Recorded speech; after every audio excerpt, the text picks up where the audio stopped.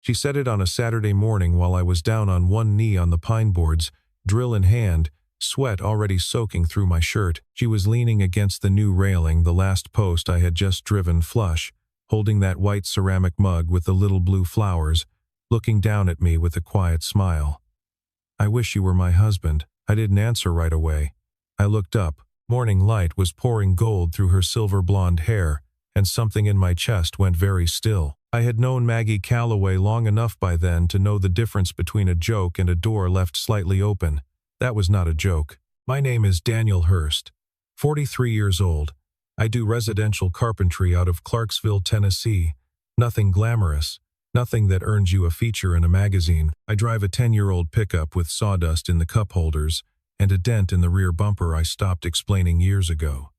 I keep my tools organized, my invoices paid on time, and my word when I give it. Most mornings I am up before 6, home before dark, and that rhythm has been the shape of my life for a long time now. I love the smell of fresh-cut pine in the morning, that damp, sweet sharpness before the sun fully climbs. I love the sound of a drill bit biting clean into solid timber, that brief resistance and then the give. Most of all, I love the feeling when something crooked and uncertain becomes steady again under your hands. I have always been better at fixing things than talking about them. That is probably the most important thing to understand before I go any further. Sandra and I divorced 4 years ago. No children, no prolonged war. Just a Tuesday evening when she set her wedding ring on the kitchen counter and said, "I'm not happy, Danny, and I don't think you are either." She was right on both counts. We had been two people living parallel lives inside the same house, saying the right things at dinner parties, feeling almost nothing real underneath any of it. The split was clean, no lawyers, no ugly late-night messages. We divided what was ours, signed what needed signing, shook hands on the front steps. I mean that literally. We shook hands and went our separate ways. I still think of Sandra without anger. That is the truest thing I know how to say about my marriage. It ended without anger, and somehow that was the saddest part of all. I bought the house on Sycamore Street the following spring. Single story, white siding, wide front porch with a ceiling fan someone had wired at a slight angle so it wobbles on the highest setting. I never fixed it. It would take 8 minutes, and I liked having something left to do. The kind of street where neighbors wave from their driveways before the first cup of coffee is finished. A small life. I told myself I was fine with that, enough mornings in a row, that it started to ring true the way repeated things eventually do, whether they actually are or not. My neighbor to the left was Margaret Calloway. Everyone called her Maggie. 51 years old, widowed 3 years before I moved in. Her husband, Robert, had died of a sudden cardiac event.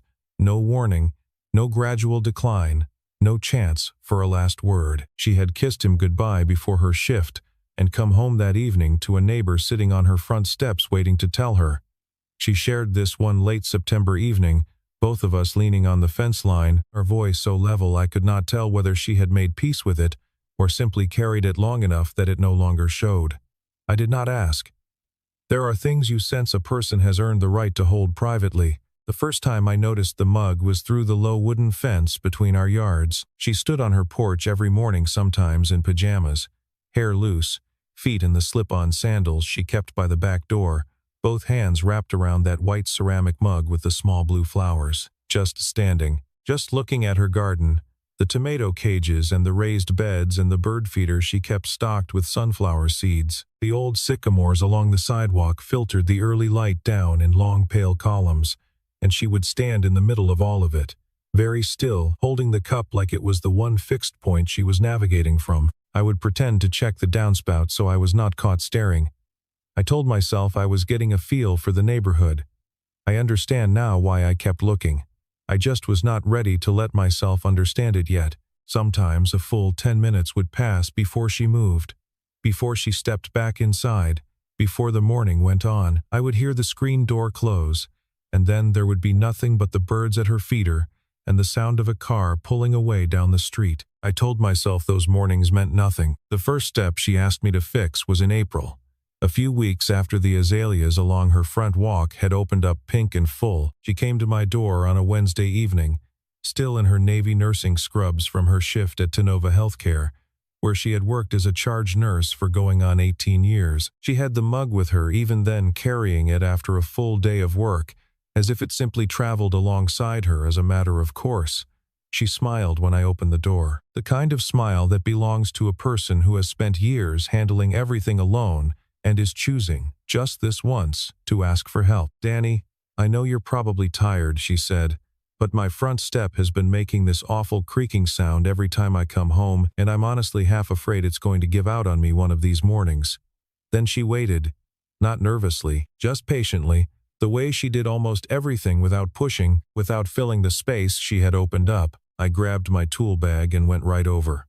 Loose stringer bracket, a couple of screws working their way out through 2 winters of freeze and thaw, the kind of problem that sounds alarming and fixes in 20 minutes. When I packed up, she came out with 2 glasses of lemonade, apologizing that the ice tray wasn't done yet, and we sat on the bottom step together while the sun finished dropping behind the tree line. I do not remember precisely what we talked about. I remember she laughed twice, not politely, but genuinely, the kind that surprises the person doing it and makes them look away for just a second. I remember thinking on the walk back across the yard that I had not had a conversation that easy, that unguarded, in a very long time. Small things you notice when something is beginning, even when you have no idea yet that anything is. Then there was the back fence in May. 3 boards had gone soft over a wet winter and were pulling away from the post. She texted on a Sunday morning, "Don't feel any obligation, but if you have an hour, sometime this week," and I was there in 30 minutes. She brought the mug out to the backyard and sat in her old green canvas lawn chair and watched me work. And we talked the entire time about the deer getting into her garden again, the novel she was halfway through, whether the oak at the back corner would ever shed enough light for the hostas to actually fill in the way she wanted, the smell of damp earth and split wood, and the trace of whatever was in her coffee, layered into something pleasant and unhurried, that I did not think to name. I just knew the morning felt good. I left with sawdust on my arms and something quiet settled in my chest, and I did not examine it any closer than that. Then the kitchen cabinet in June, a lower door swinging at a tilt because the hinge had stripped its mounting screws. She called instead of texting. "I tried to fix it myself," she said, already laughing at herself before she finished. "I made it considerably worse." I laughed out loud. 10 minutes. I said.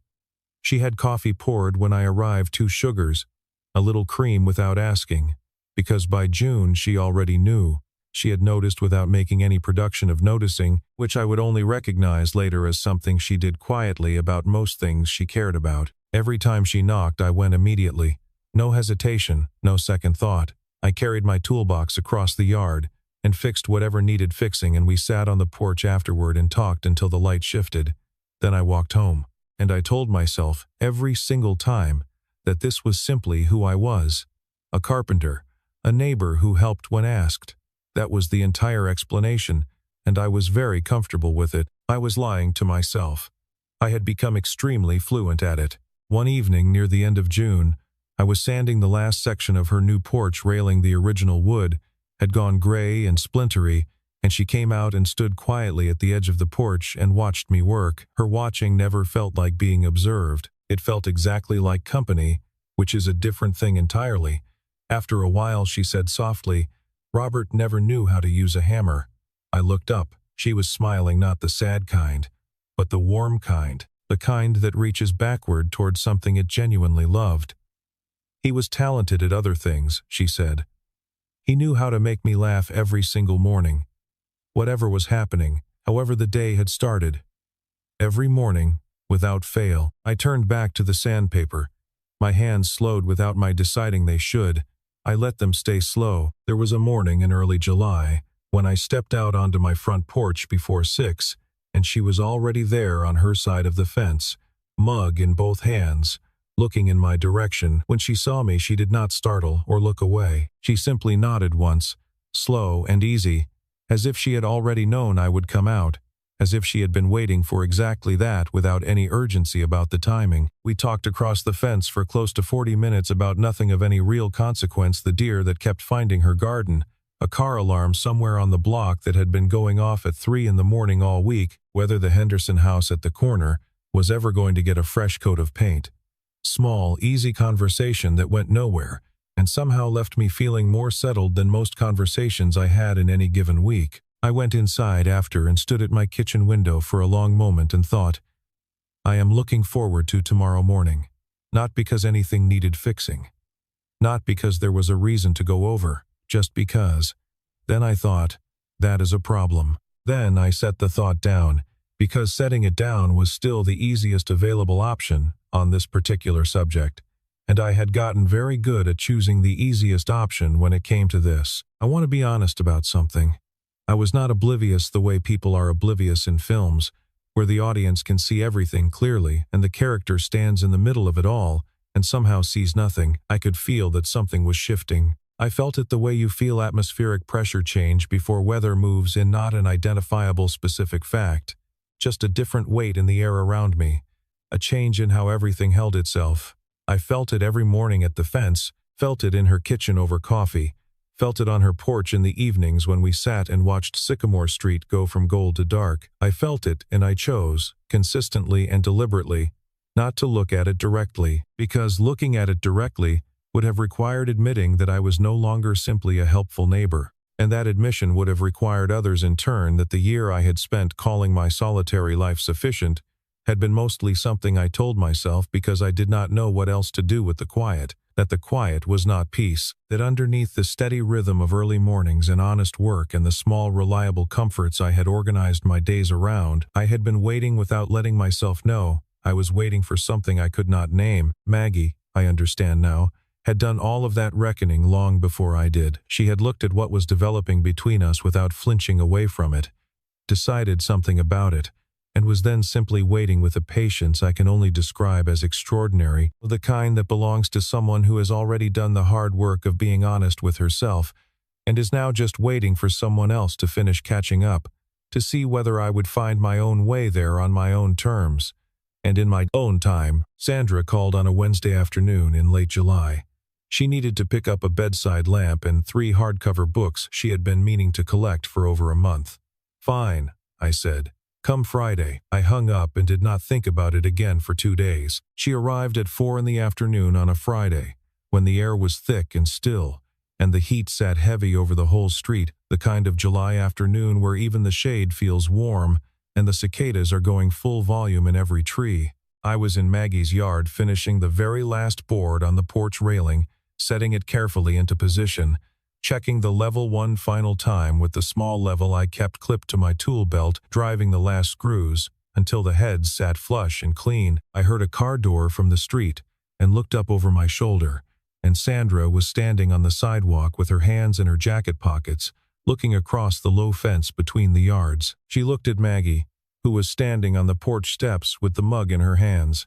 She looked at the mug. She looked at me, crouched in the afternoon sun with sawdust on my forearms and the drill lying on the ground beside my knee. She took all of it in over roughly 1 second. Then she smiled in a way I recognized immediately and had not missed. Well, she said, isn't this something? I set the drill down on the railing I had just finished. Sandra opened the gate and walked into Maggie's yard without being invited. Maggie had gone still, not cold, not rigid, but precise. The way she went when she was carefully absorbing something and deciding what to do with it. Sandra stopped a few feet from her and put on a voice I knew very well. Warm on the surface, measured underneath. The voice she used when she was being deliberate about something and did not want that deliberateness to be visible. I'm so sorry to interrupt, she said to Maggie, with a smile that almost reached her eyes. I'm Sandra, Danny's ex-wife. She gave that a moment to settle. I just wanted to make sure you knew something about him, because I genuinely think it matters. Danny is a very kind, very generous man. He loves helping people. He gets truly close to the people he helps. It's just how he's wired. It's just always been who he is. A pause timed exactly right. I just hate for you to read more into things than is really there. He always means well. He truly always does, even when things get complicated. I stood up slowly from my crouch beside the railing. I did not say anything yet. I watched Maggie. Maggie looked at Sandra for a long and quiet moment. Then she looked at me. Her face did not shift 1 degree in any direction. She looked back at Sandra, then reached out and set the mug down on the railing I had just built. Set it down with deliberate care, the way you set something precious down when you want both hands completely free to think and not. In the composed and final way she nodded when she was done with something. "Thank you for letting me know," she said. Her voice was so completely level, so unhurried, so entirely empty of anything I could read, that I felt something fall inside my chest. No anger in her face, no embarrassment, no visible crack anywhere on that surface, just the smooth, practiced stillness I had come to recognize as what she wore when something had reached her deeply enough that she was not going to let anyone see how deeply it had. Sandra said it was wonderful to meet her, smiled one final time, walked around to my front door and came inside.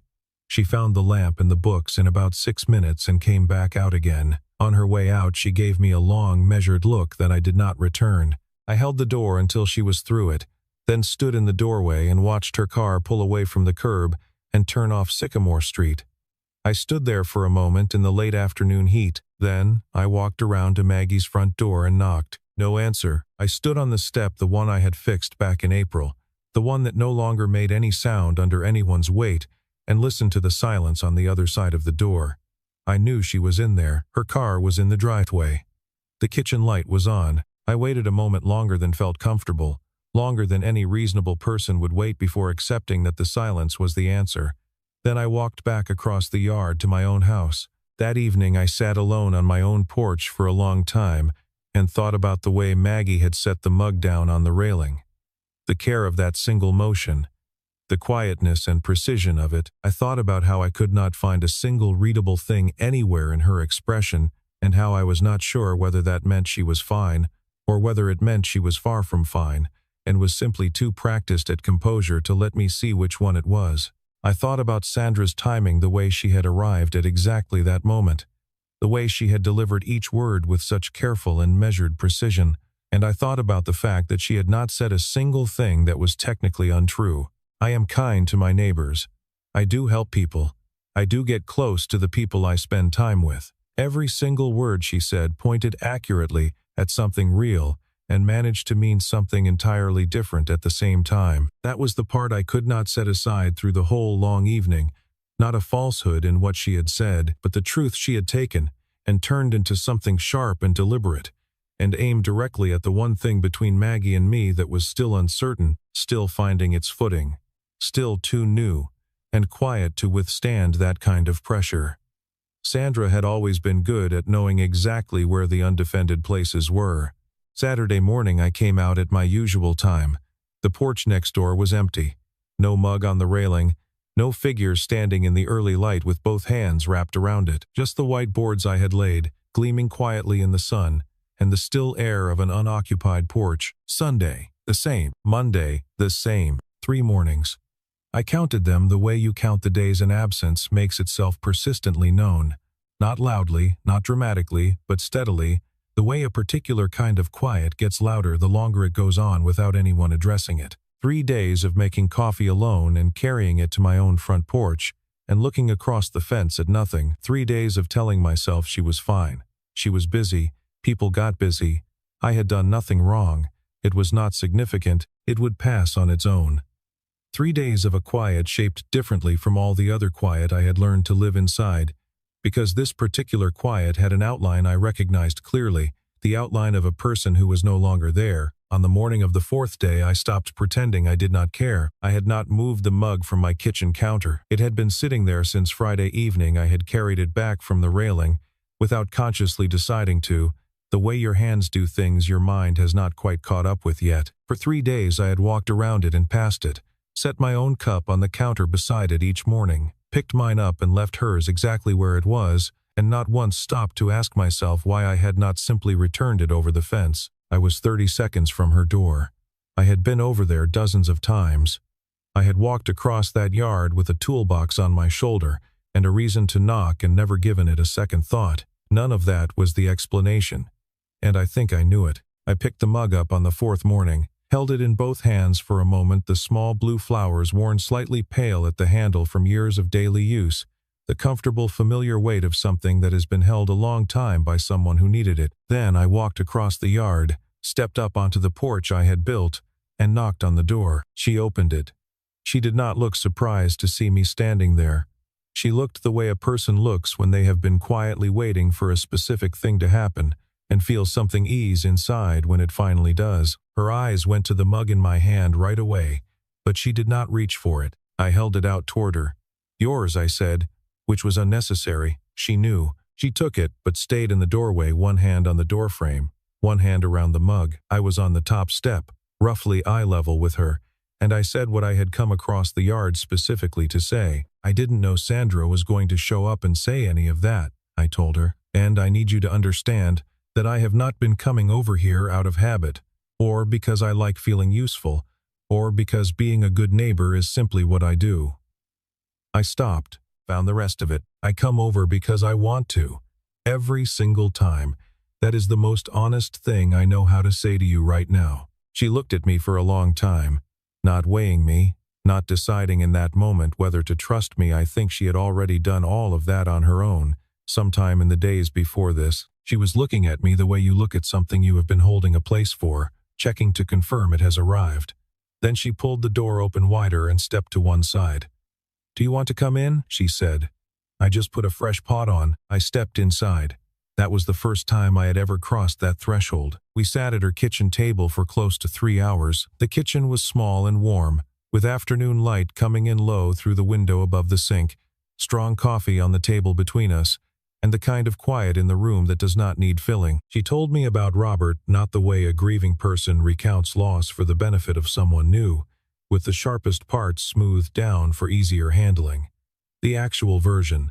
The first year, learning to sleep all the way across the bed, finding that cooking for one person felt absurd for months and months before it slowly began to feel normal, waking in the middle of the night and reaching for someone who was not there, lying perfectly still in the dark until her breathing evened out again and she could start the day over. She told me what had surprised her most in the years, since how much she had found herself capable of carrying without breaking. How grief, when you stay with it instead of moving carefully around it, can clarify things about a person as much as it diminishes them. She told me all of this steadily, without performing composure, and without collapsing into the absence of it, and I sat across the table and did not reach for a single comforting word to make any part of it easier than it actually was. Then she asked, and I told her about Sandra. The real version, not the cleaned-up one I offered in polite company, where nobody was really to blame and it just ran its natural course. What had actually gone wrong and when, what I had done badly, what I had known for years and refused to name directly. She listened the way almost no one ever manages to listen, without steering, without preparing her next sentence while I was still inside mine. When I finished, she sat with what I had said for a quiet moment before she said anything back, and that the simple pause before the reply was exactly the right thing. Before I stood up to leave, I asked the question I had been carrying across the table the whole afternoon. "That day on the porch," I said, "when you said you wished I were your husband, did you mean any part of that?" She looked down at the mug, turned it once, slowly, in both hands, the way she did when she was choosing her words with care. "I was joking," she said. Then she raised her eyes directly to mine. But not entirely. I walked home in the late afternoon light and stood in my own kitchen for a while, without doing anything particular. The house looked exactly as it always had, and somehow completely different. July eased into August, and we built a new kind of ordinary together, without sitting down to discuss it or plan it out. Friday dinners appeared without anyone formally proposing them. One of us would send a message around 5 asking what the other felt like eating, and an hour later we would be in one of our kitchens with something warm on the stove, and the whole evening open ahead of us, unhurried. It became the fixed point of my week. The thing I was always, quietly, moving toward through the other 6 days, without fully acknowledging that I was doing it. In September she gave me a mug, plain white, no pattern, same size and weight as hers. She left it on the fence post one morning without any ceremony at all. Said it was so I would have something that was actually mine to drink from when I came over, instead of always borrowing her water glasses like I was sitting in a waiting room. I carried it to her kitchen and placed it on the shelf right beside hers. She watched me set it there. Did not say a single word about it. Did not move it, then or afterward. October came in cool and amber bright. the sycamores along the street turning a gold that always managed to look slightly excessive and absolutely necessary at the same time. We started taking walks after Friday dinners, no route planned, no destination, just moving through the neighborhood side by side in the early dark, while the air smelled of wood smoke and dry fallen leaves. She had a habit of pointing out the things most people moved through a neighborhood without slowing down to notice. A maple on the corner gone in orange, she described once as almost embarrassing. A porch cat on Elm Street that observed us every single Friday with an air of magnificent, total indifference. A house on the next block whose front door wreath, she told me, had not been replaced in the 11 years she had lived on Sycamore. I started noticing things during the week specifically to tell her about on those walks. Small things, things I would not otherwise have paused long enough to actually see. I told myself it was just keeping up my end of the conversation. I knew by then that it was not just keeping up my end of the conversation. In November, we went to a film on a Saturday afternoon. A quiet drama neither of us knew much about going in, is the kind that builds carefully for 90 minutes, and then takes the floor out from under you in the last quarter hour. The theater was nearly empty at that hour, and we sat near the back the way she always preferred, away from the speakers. Somewhere near the end, in the dark, without looking over at me, she reached across and took my hand. No announcement, no pause to check my reaction first. Just her hand finding mine in the dark, steady and certain, and settling there like it had always been the right place for it to be.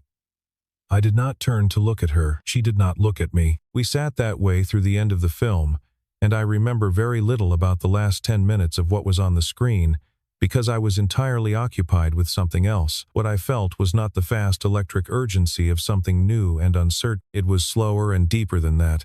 The feeling of something solid, something you trust your full weight against without worrying it will move. January brought the first real snow of the season, not the thin decorative kind that melts before noon, but a proper overnight covering that turned Sycamore Street into something from a quieter and older century. I was out before 7 with the shovel, clearing both driveways the way I had been doing since early December, without being asked about it or giving it a second thought. When I finished, I leaned on the handle and looked up at the gray-white sky and caught my breath, and Maggie was standing in her doorway in the heavy wool cardigan she wore on cold mornings, holding 2 mugs, one white, one with the blue flowers. She tilted her head toward the porch steps. I left the shovel standing in the snow and climbed up. We sat on the top step together with the cold pressing in from all sides, and drank our coffee and watched the quiet white street, her shoulder warm against mine, not talking, not needing to. The steam from both cups rose in the same slow curl in the still morning air. That was one of the most complete mornings I have ever had the good fortune to sit inside of. In March, on a Friday evening after dinner, she looked up from across the kitchen table without any preamble and asked, "Are you happy, Danny?" I sat with that before I answered, because she never asked a real question and then accepted the comfortable version of the answer in place of the true one. She waited. She was very good at waiting. "Yeah," I said finally. "For the first time in a genuinely long time, actually, yeah." She looked at me for just a moment with something in her face I did not quite have a name for, and then she nodded and looked back down at her coffee and did not add anything more to it. She had asked because she wanted to know the true answer. She had gotten it, and that was enough. April came, 1 full year after that first creaking front step. I was back under her kitchen cabinet replacing a hinge that had stripped itself loose over the winter, a different cabinet from last time. Same basic problem, the kind of thing old houses do to let you know they are still actively there and requiring attention. She was standing at the counter with the mug in both hands, and after a while said, in a tone working hard at sounding casual, "Do you think I loosened it on purpose?" I slid out from under the cabinet and looked up at her. She met my eyes without wavering, that quiet, steady amusement I had come to know as well as anything else about her. "The first time," I said, reaching back under with the new screws, fitting the hinge carefully into position maybe. "This time I started tightening. This time you don't need to." She laughed. "The real kind, the kind that still caught me off guard after all these months together, and that I was always glad to have said the right thing to earn." I packed my tools. She refilled both mugs. We went out and sat on the April porch and watched Sycamore Street go from gold to purple to the first soft dark of a warm spring night, and neither of us needed to say anything at all. I don't know what love looks like when you're past 40, and you've already failed at it once. I didn't know until a woman knocked on my door with a ceramic mug and a broken step, and I kept showing up without understanding what I was actually there for. Sandra said I was kind to my neighbors. She wasn't wrong, but she was wrong about why I kept going back. It wasn't kindness. It was that I did not want to leave. Kindness is something you extend to other people. What I felt in Maggie's yard, at her kitchen table, on her porch in January cold, that was something I needed just as much as she did, whether I was ready to name it or not. This morning I sat on Maggie's porch, the one I built board by board over a summer. I will not forget as long as I remember anything, and I looked at two mugs sitting side by side on the railing. One white, one with the blue flowers. Neither one larger than the other, the steam rising from both in the same slow curl, in the same light, at the same unhurried pace. Love, when it finds you the second time, does not announce itself. It comes quietly, with a simple request and a cup of coffee, and it waits with far more patience than I deserved for you to stop pretending you cannot see it. Is there someone on the other side of your fence right now? Do you think Maggie loosened that hinge on purpose the first time? And if Sandra had never shown up that afternoon, would I have ever found the nerve to knock on that door myself? Tell me in the comments below. I read every single one. If this story meant something to you, please hit like, subscribe to the channel, and share it with someone who needs to hear it today. I will see you in the next one.